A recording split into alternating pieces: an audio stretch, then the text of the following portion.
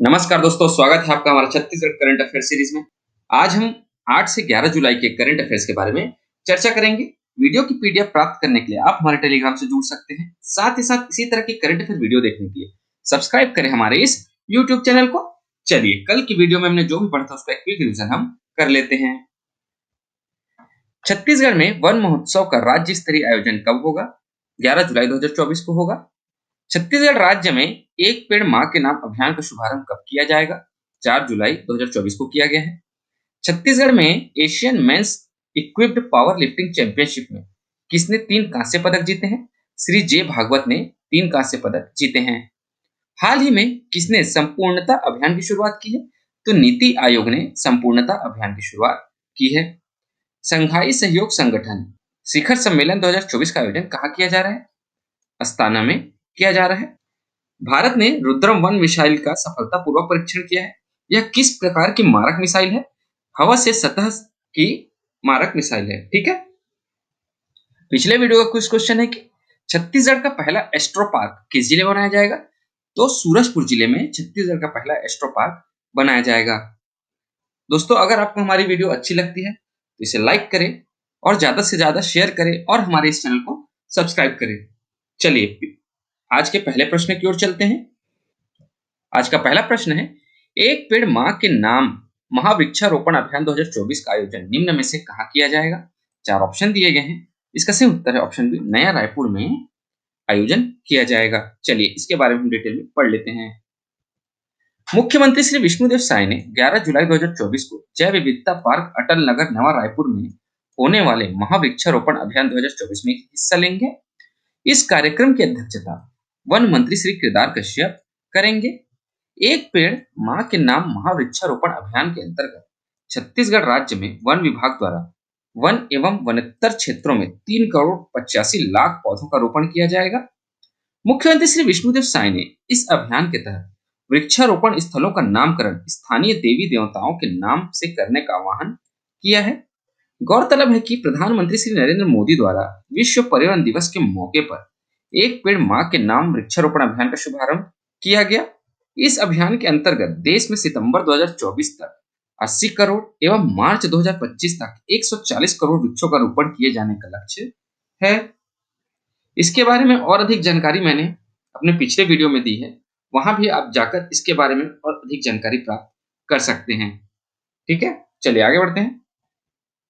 प्रधानमंत्री श्री नरेंद्र मोदी ने देश की जनता से एक पेड़ मां के नाम लगाने की अपील की है। छत्तीसगढ़ में इस महाअभियान के क्रियान्वयन के लिए मुख्यमंत्री श्री विष्णुदेव साय की मंशा अनुरूप 11 जुलाई को वन महोत्सव का राज्य स्तरीय आयोजन किया जाएगा। छत्तीसगढ़ में 11 जुलाई 2024 को वन महोत्सव का राज्य स्तरीय आयोजन होगा, जिसके अंतर्गत 70 लाख पौधों का रोपण किया जाएगा और इस वन महोत्सव का आयोजन जो है नवा रायपुर में होगा। ठीक है, चलिए आगे बढ़ते हैं हमारे अगले प्रश्न की ओर। हमारा अगला प्रश्न है, पीएम श्री योजना के अंतर्गत तीसरे चरण में छत्तीसगढ़ की कितनी शालाएं स्वीकृत की गई हैं? 4 ऑप्शन यहाँ पे दिए गए हैं। इसका सही उत्तर है ऑप्शन सी, 52 शालाएं स्वीकृत की गई हैं। भारत सरकार द्वारा पीएम श्री योजना के अंतर्गत तीसरे चरण में छत्तीसगढ़ की 52 शालाएं स्वीकृत की गई हैं। इसमें पहली से 12वीं तक की 47 शालाएं तथा कक्षा 6वीं से कक्षा 12वीं तक की 5 शालाएं सम्मिलित हैं। इससे पूर्व छत्तीसगढ़ राज्य में प्रथम चरण में 211 शालाओं को पीएम श्री योजना में शामिल किए जाने की स्वीकृति मिली थी। अब इस प्रकार छत्तीसगढ़ राज्य में कुल 263 शालाओं को पीएम श्री योजना के अंतर्गत मॉडल स्कूल के रूप में विकसित किए जाने की स्वीकृति मिल चुकी है। प्रथम चरण में पीएम श्री योजना के तहत स्वीकृत शालाओं को अपग्रेड किए जाने की प्रक्रिया शुरू हो गई है। इन स्कूलों में स्मार्ट क्लासरूम, विज्ञान और गणित के लिए अत्याधुनिक लैब्स, खेल सुविधाएं और डिजिटल लाइब्रेरी जैसी सुविधाएं विकसित की जाएंगी। तो ध्यान रखिए दोस्तों, भारत सरकार द्वारा जो है ना पीएम श्री योजना चलाई जा रही है। इसके तहत जो है ना छत्तीसगढ़ राज्य में पहले चरण में कुल 211 शालाओं को स्वीकृति दिया गया था और अभी हाल ही में इसका तीसरा चरण चालू हुआ, जिसमें जो है छत्तीसगढ़ से फिर से 52 शालाएं स्वीकृत की गई हैं। इस तरफ जो है ना सारे चरणों को मिला के, मतलब तीनों चरणों को मिला के छत्तीसगढ़ राज्य में कुल 263 शालाओं को पीएम श्री योजना के अंतर्गत स्वीकृति मिल चुकी है। ठीक है, यहाँ से ये प्रश्न आपको ये भी पूछा जा सकता है कि वर्तमान में अभी तक छत्तीसगढ़ राज्य में कुल कितने शालाओं को पीएम श्री योजना के अंतर्गत स्वीकृति दी गई है। तो ध्यान रखिएगा 263 शालाओं को स्वीकृति दी गई है। ठीक है, गौरतलब है कि छत्तीसगढ़ राज्य में पीएम श्री योजना का शुभारंभ 19 फरवरी 2024 को केंद्रीय शिक्षा मंत्री श्री धर्मेंद्र प्रधान ने किया था। पीएम श्री के तहत प्रति स्कूल 2-2 करोड़ रुपए व्यय कर आदर्श स्कूल के रूप में विकसित करने की योजना है। राष्ट्रीय शिक्षा नीति 2020 के अनुरूप पीएम श्री योजना के अंतर्गत शालाओं को मॉडल स्कूल के रूप में विकसित करने का लक्ष्य है। पीएम श्री योजना के तहत चयनित शालाओं का अकादमिक एवं अधोसंरचनात्मक सुदृढ़ीकरण किया जाएगा। इन शालाओं में virtual reality lab, Atal tinkering, AI robotics, gamified learning के माध्यम से शिक्षा की सुविधा उपलब्ध होगी।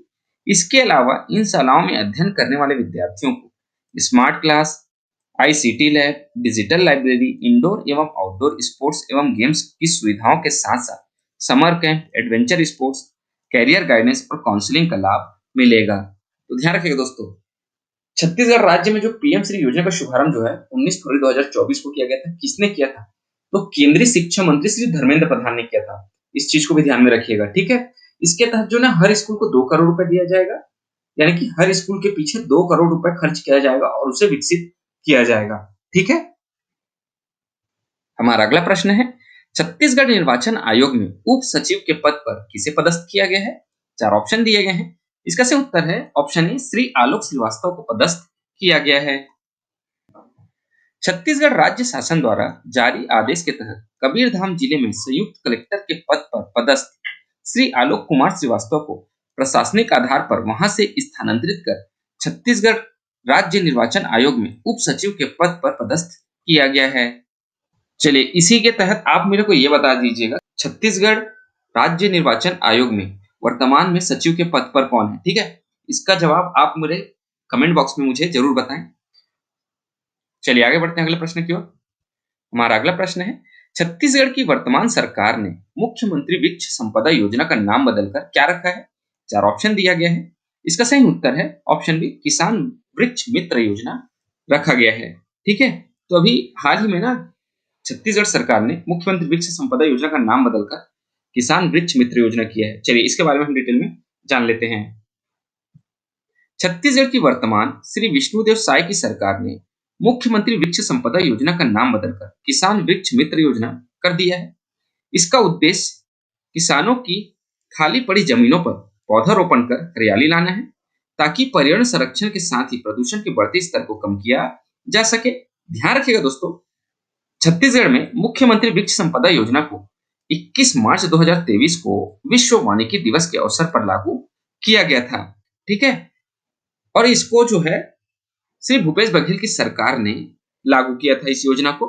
अब यह योजना चर्चा में क्यों है? चर्चा में इसलिए है क्योंकि इस योजना का नाम जो है परिवर्तित किया गया है। तो क्या किया गया है? मुख्यमंत्री वृक्ष संपदा योजना को बदलकर किसान वृक्ष मित्र योजना कर दिया गया है। अब ये भी आपको बता दूं कि मुख्यमंत्री वृक्ष संपदा योजना जो है ये 21 मार्च 2023 को लागू किया गया था कांग्रेस सरकार के द्वारा। ठीक है, चलिए आगे बढ़ते हैं। अगला प्रश्न है, भारतीय पुरुष क्रिकेट टीम का नया मुख्य कोच किसे नियुक्त किया गया है? 4 ऑप्शन दिए गए हैं। इसका सही उत्तर है ऑप्शन डी, गौतम गंभीर को नियुक्त किया गया है। भारतीय पुरुष क्रिकेट टीम का नया मुख्य कोच भारत के पूर्व सलामी बल्लेबाज गौतम गंभीर को नियुक्त किया गया है। गौतम गंभीर जो है वो दिग्गज क्रिकेटर राहुल द्रविड़ की जगह लेंगे, जो भारतीय टीम के कोच थे। ठीक है, चलिए आगे बढ़ते हैं। अगला प्रश्न है, साल 2024 के सर्वश्रेष्ठ कृषि राज्य पुरस्कार से किसे सम्मानित किया गया है? इसका सही उत्तर है ऑप्शन ए, महाराष्ट्र को सम्मानित किया गया है। 15वीं कृषि नेतृत्व पुरस्कार समिति ने हाल ही में महाराष्ट्र राज्य को साल 2024 के सर्वश्रेष्ठ कृषि राज्य पुरस्कार से सम्मानित किया है। अगला प्रश्न है, संघाई सहयोग संगठन में नए सदस्य के रूप में कौन सा देश शामिल हुआ है? इसका सही उत्तर है ऑप्शन ए, बेलारूस शामिल हुआ है। दोस्तों, संघाई सहयोग संगठन बोले या एससीओ बोले, दोनों एक ही है। ठीक है, तो इसमें जो है ना बेलारूस नए सदस्य के रूप में शामिल हुआ है। संघाई सहयोग संगठन एससीओ के 10वें सदस्य के रूप में बेलारूस को औपचारिक रूप से स्वीकार कर लिया गया है। इससे एससीओ की क्षेत्रीय सहयोग की क्षमता में बढ़ोतरी होगी। एससीओ एक अंतर सहकारी संगठन है जिसकी स्थापना साल 2001 में की गई थी। वर्तमान में एससीओ में 10 पूर्ण सदस्य, 2 पर्यवेक्षक देश और 14 डायलॉग पार्टनर हैं और भारत भी इसका एक पूर्ण सदस्य है। ठीक है, तो जो है बेलारूस जो है ना 10वें सदस्य देश के रूप में शामिल हुआ है, ये भी ध्यान में रखिएगा। दोस्तों आज के लिए आपका प्रश्न है कि छत्तीसगढ़ राज्य सरकार द्वारा खरीफ विपणन वर्ष 2023-24 में किसानों से कितने लाख मीट्रिक टन धान की समर्थन मूल्य पर खरीदी की गई है। 4 ऑप्शन दिए गए हैं, इसका सही उत्तर आप हमें हमारे कमेंट बॉक्स में जरूर बताएं। दोस्तों उत्तर गलत हो सही, आप इस क्वेश्चन को अटेम्प्ट जरूर करें। आज की इस वीडियो में इतना ही दोस्तों, आशा करता हूं आपको हमारी वीडियो पसंद आई होगी। अगर आपको हमारी वीडियो पसंद आती है तो लाइक करें, शेयर करें और हमारे इस चैनल को सब्सक्राइब करें। इस वीडियो को देखने के लिए आपका बहुत बहुत शुक्रिया। Thank you very much.